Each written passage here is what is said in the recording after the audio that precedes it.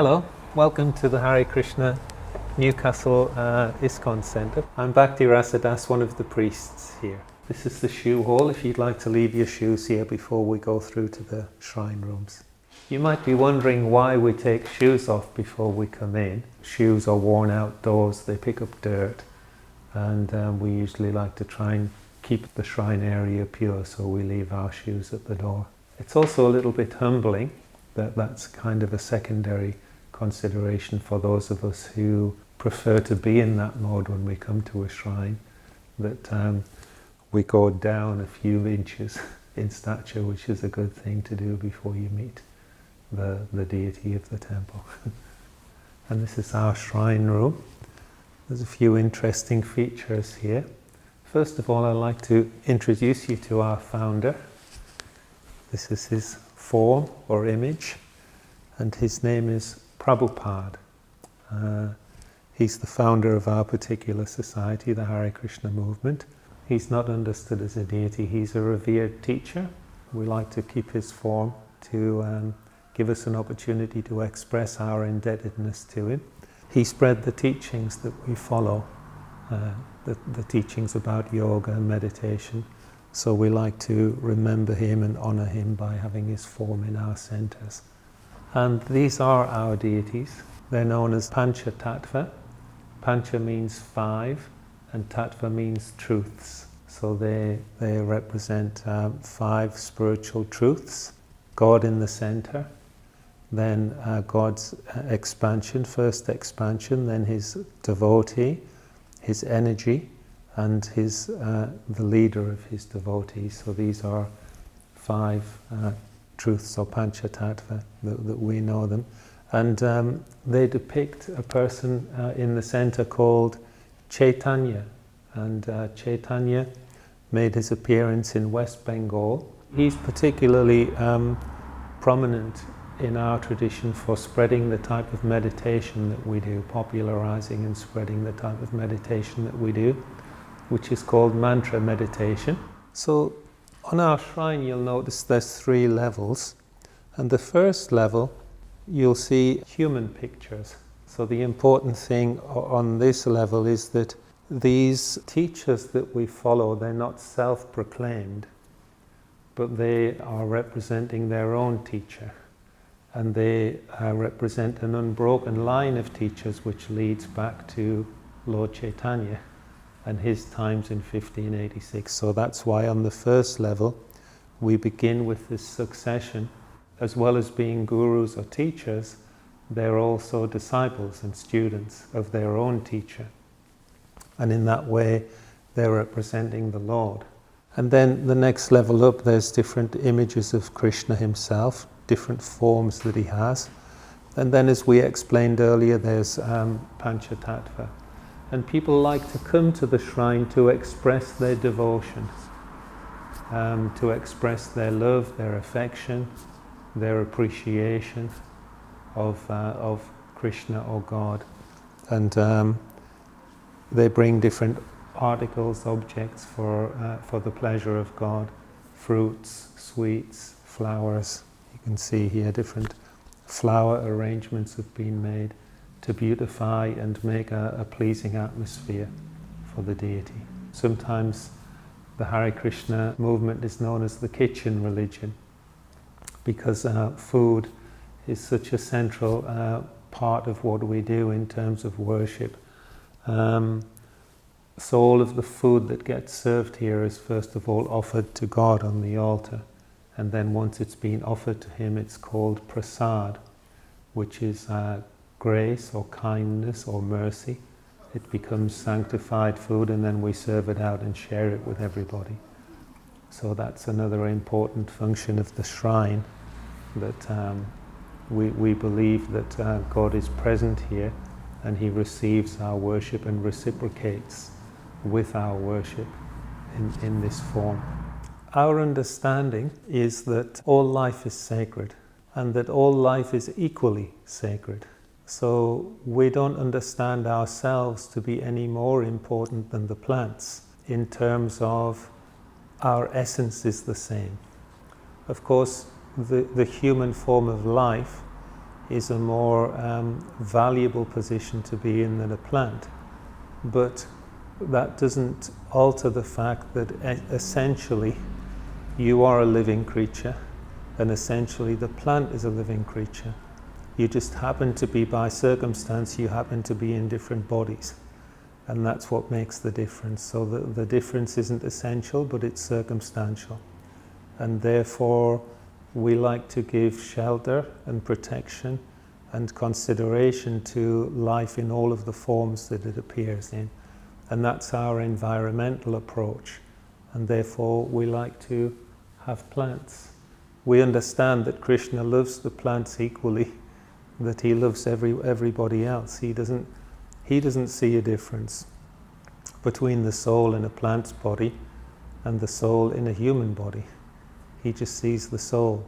He sees the essence, the eternal being, which has circumstantially found itself by force of karma, previous activities and their reactions, circumstantially found itself in that particular body for a while to learn certain things.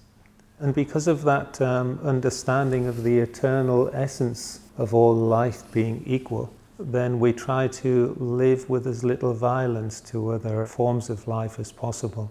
Of course, we have to eat, we have to live, so there has to be a certain amount of that, but we try to minimize it. So we don't eat any meat, which involves having to take the life of sentient creatures.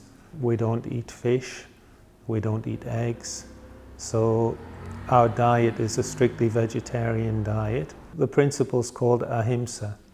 Himsa means violence, and ahimsa means without violence. So living a life without violence as far as possible. So this is one way that we offer worship in the shrine, and it's called an arti or puja ceremony.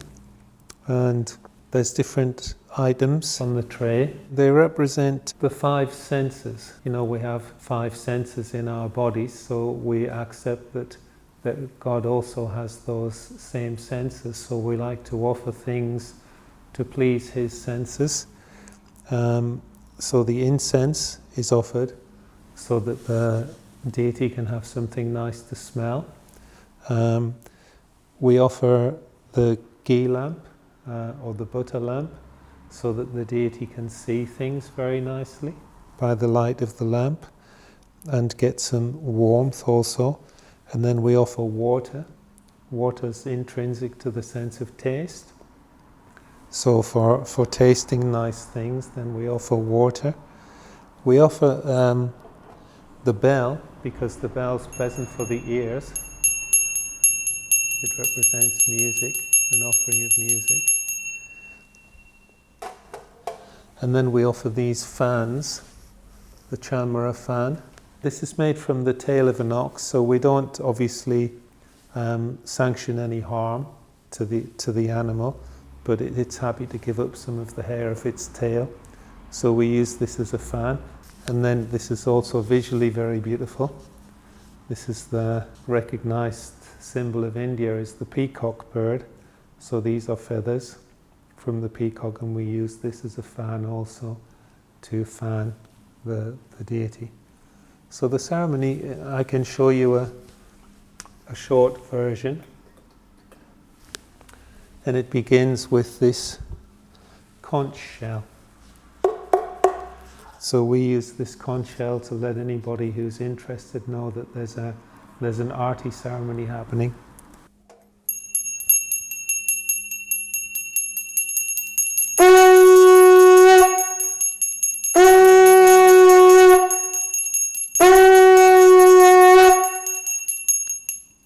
So 3 blasts on the conch shell, just to announce the beginning of the arti.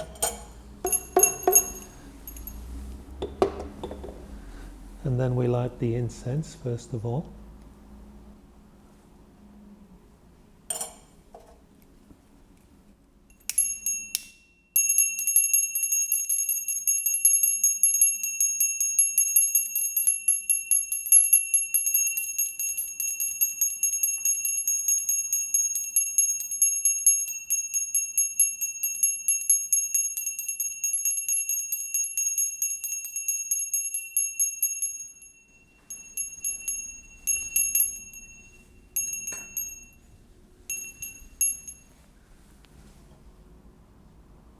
And then we offer the lamp.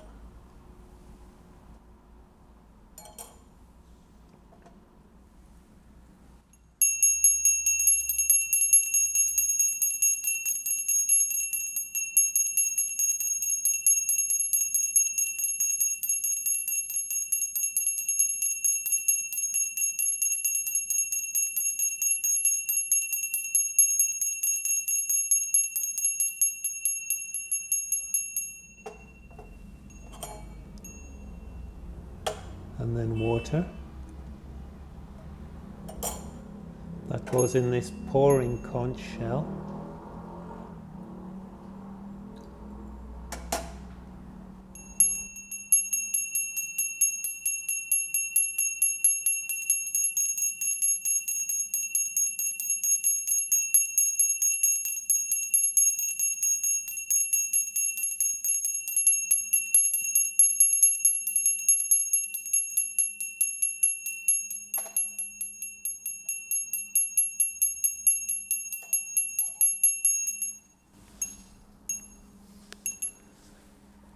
And then the chamra fan.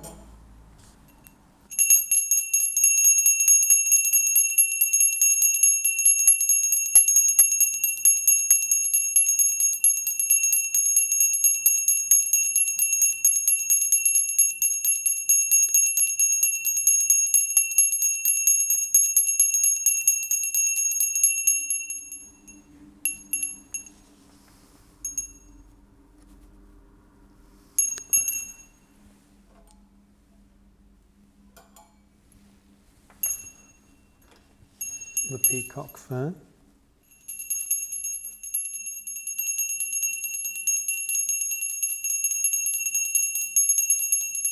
And then finishing off again with the conch shell,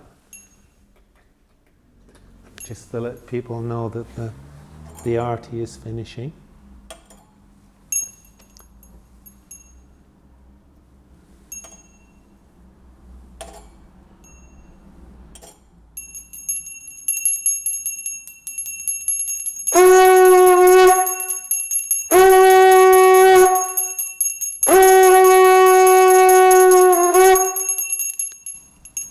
Mantra is a Sanskrit word, although it's come into common usage more recently, and it's a two-part word. Manas means mind, so man referring to mind, and tra means to set free or to deliver something. And the idea of the mantra is that it's a sound vibration which allows you to free your mind from worldly encumbrances, worldly difficulties. So he popularized the mantra which we favor, which is the Hare Krishna Maha Mantra, and it's composed of three names: Hare, Krishna, and Rama, combined 16 times. So Hare Krishna, Krishna Krishna, Hare Hare, Hare Rama, Rama Rama, Hare Hare. And we like to repeat that and sing it. That's our main form of worship, yoga, meditation. So there's two strands of linguistic connection for our tradition. Obviously, besides English language, all of our texts have been translated into English, and they're available for the English-speaking world, and they've subsequently been translated into many other languages also, because the official name of our society is the International Society for Krishna Consciousness. So that international, it's not just a statement of geographical location, but it's also a statement of intent. That one of the functions we feel of our society is to internationalize the presence of Krishna in people's lives. And for that you need to be able to be understood by people of all languages. And up here we have a third significant form, and this is the eagle carrier of God, known as Garuda. And Garuda is the vehicle of God. So we're inviting the Lord to come to the shrine, and we accept that he's taken up that invitation, so therefore we show him arriving on Garuda like that. So there's two main ways that we practice mantra meditation in our tradition. One is called japa, and japa means to repeat something, so it's a form of repetitive prayer, and for that we usually use beads for counting the mantras on. These are my beads. Then there's 108 beads on a string, and for each bead we chant one mantra.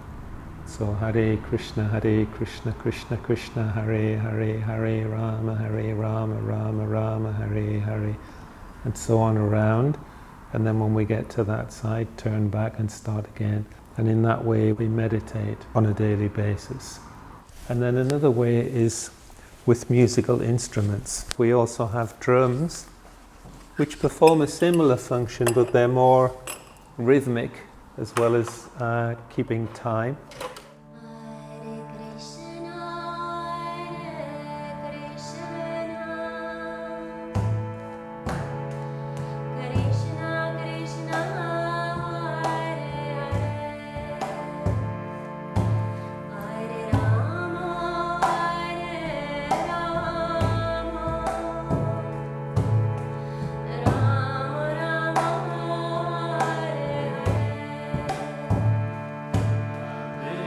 My name is Shyama Ramani.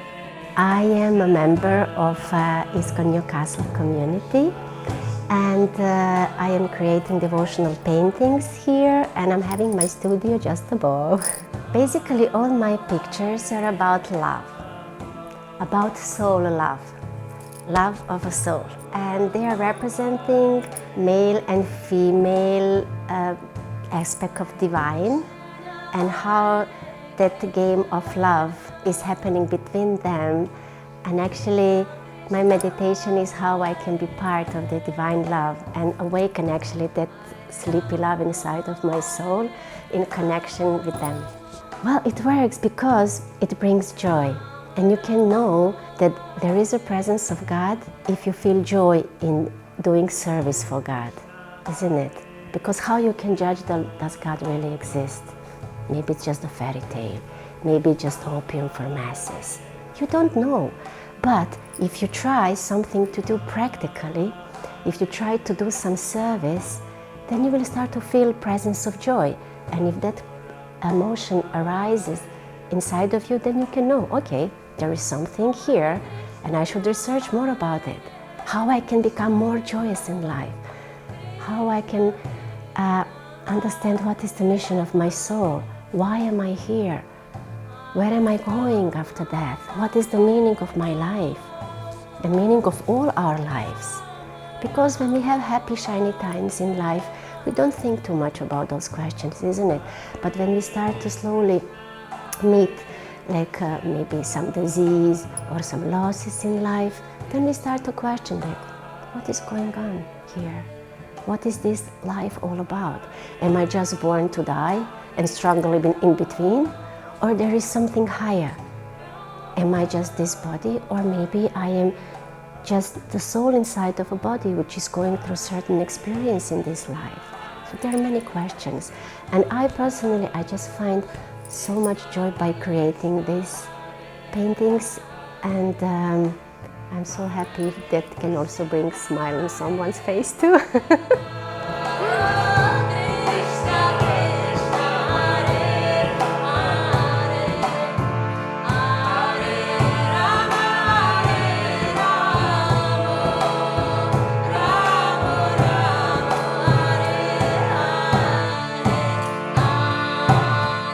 What takes place in the singing of the Hare Krishna mantra, you feel moved internally by the sound vibration.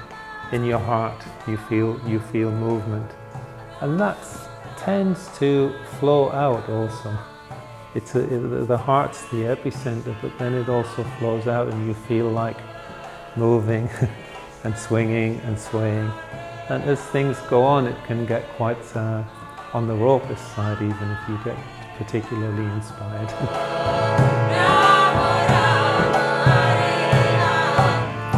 For me, I like to come here whenever I can, whenever I get the chance, because I find it has a very peaceful and attractive atmosphere for thinking, reflecting quite deeply, and all the facilities are here for me to express myself in Krishna consciousness. I suppose the best time for me to come is when the place is packed with fellow devotees. The more the merrier. It's definitely a feature of Krishna consciousness. It's a congregational movement. So when there's a good crowd and you're all singing and chanting and encouraging each other and tuning in to the same vibration, the same person, the same object of worship, then it creates a very sweet and enjoyable atmosphere. And our main gathering here is usually on a Sunday, although we do gather for special festivals like Diwali or Janmashtami or Holi, Ratha Yatra, Gaur Purnim. We have different calendar festivals that we observe, and that's a wonderful time to be here also. But aside from that, I'm happy to pop in whenever I get the chance.